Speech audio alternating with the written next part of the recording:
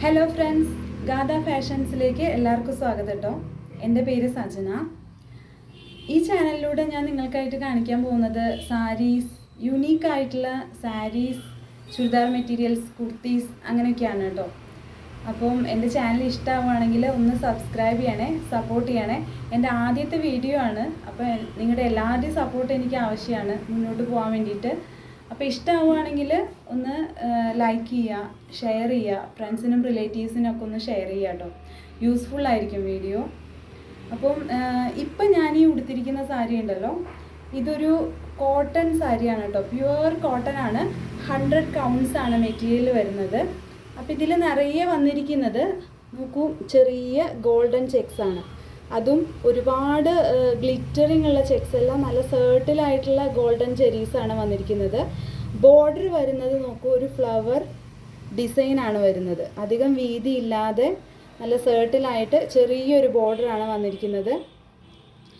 അതുകൊണ്ട് തന്നെ എന്താ പ്രത്യേകത എന്ന് വെച്ചാൽ ഗേൾസിനും കൂടി സ്റ്റൈൽ ചെയ്യാൻ പറ്റിയ ഒരു നല്ലൊരു സാരിയാണ് കേട്ടോ. അടിപൊളി ഒരു സാരിയാണ്. അപ്പോൾ നിങ്ങൾ വിചാരിക്കും കോട്ടൺ സാരി ആയതുകൊണ്ട് തന്നെ സ്റ്റിഫായിട്ട് നിൽക്കും. ഒരിക്കലുമില്ല, നന്നായിട്ട് ഒതുങ്ങി നിൽക്കുന്ന നല്ലൊരു മെറ്റീരിയലാണ് ഈ സാരി വരുന്നത്. നോക്കി, ഇതിൻ്റെ മുന്താണി വരുന്നത് ഇങ്ങനെയാണ്, പല്ലു വരുന്നത് ഇങ്ങനെയാണ്. അപ്പോൾ അത്രയും സേർട്ടിലായിട്ടുള്ള നല്ലൊരു സാരിയാണ്. അപ്പോൾ ഇതിൻ്റെ ലെങ്ത്ത് വരുന്നത് 5.5 മീറ്ററാണ് ഇതിൻ്റെ ലെങ്ത്ത് വരുന്നത്. ബ്ലൗസ് 1 മീറ്റർ, സെയിം ബ്ലൗസാണ് കേട്ടോ വരുന്നത്. 1 മീറ്റർ ബ്ലൗസ് വരുന്നുണ്ട്. അപ്പം അത്യാവശ്യം എന്താ പറയുക, കുറച്ച് ഫാറ്റായിട്ടുള്ളവർക്കും തയ്ച്ച് യൂസ് ചെയ്യാൻ പറ്റുന്നൊരു സാരിയാണ്. പിന്നെ പ്ലീറ്റ്സ് നോക്കൂ, ഒരുപാട് പ്ലീറ്റ്സ് ഉണ്ട്. അതായത് 5.5 മീറ്റർ ലെങ്ത്ത് വരുന്നുണ്ട് സാരി. അപ്പം നല്ല ലെങ്ത്തും വിഡ്ത്തും ഒക്കെ ഉള്ള നല്ലൊരു സാരിയാണ്, എലഗൻ്റ് ആയിട്ടുള്ളൊരു സാരിയാണ്. അപ്പം ഞാൻ സിമ്പിളായിട്ടാണ് ഇത് സ്റ്റൈൽ ചെയ്തിരിക്കുന്നത്.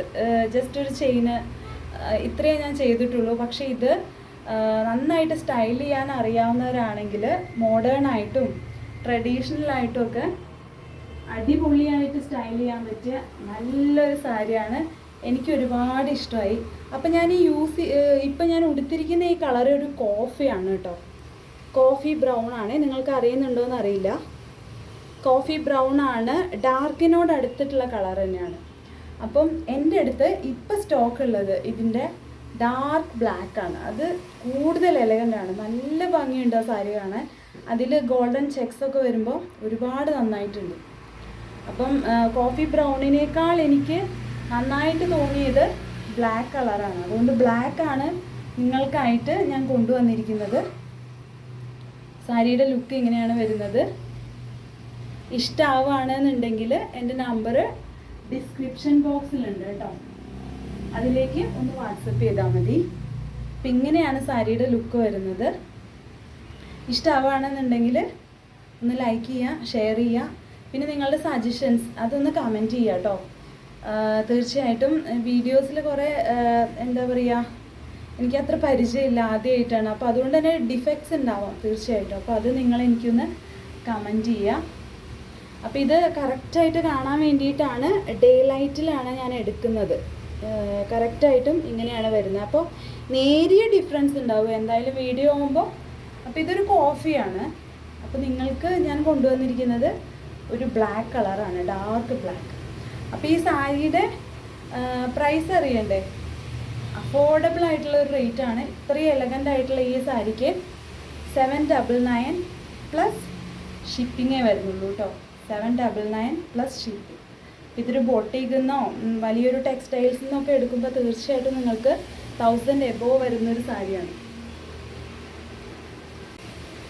നോക്കൂ, ബ്ലാക്കാണ് ഞാൻ കൊണ്ടുവന്നിരിക്കുന്നത് നിങ്ങൾക്കായിട്ട്. ഡാർക്ക് ബ്ലാക്ക്, വലിയ വ്യത്യാസമൊന്നും വരുന്നില്ല.